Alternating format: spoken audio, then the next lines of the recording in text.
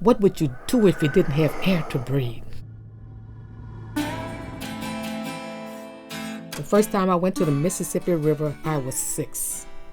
All I could feel was the fresh air flowing through these giant grasses, filled with blackberry vines and white spider lilies. We had everything that you could imagine.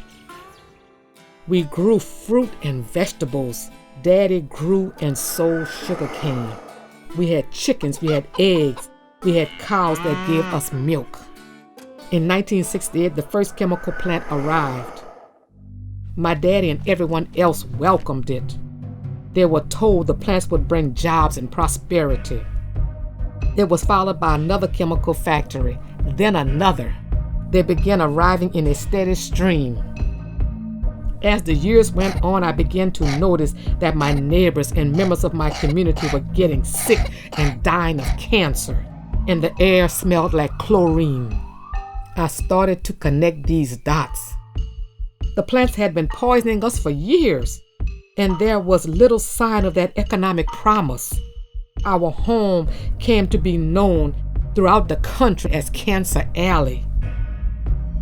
And in 2018, I realized that this was about to get worse. What would I do if I didn't have air to breathe? I was looking for signs. Should I leave or stay and fight? I cried and I prayed. I asked God, should I give up the land and the home you gave me?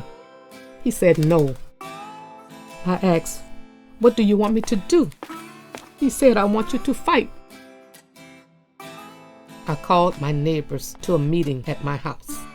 We are going to fight Formosa Plastics until we don't have a single breath left. We organized our neighbors, telling them about the chemicals Formosa would emit.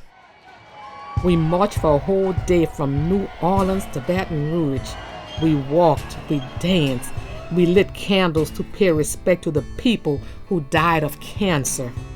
And we drew national attention to our cause. Local and federal politicians joined our fight, building pressure to halt the construction. We will keep Formosa from coming. The strength of our community, that turned out to be the breath that keeps us alive. We'll keep going, and one day we will have clean air to breathe again.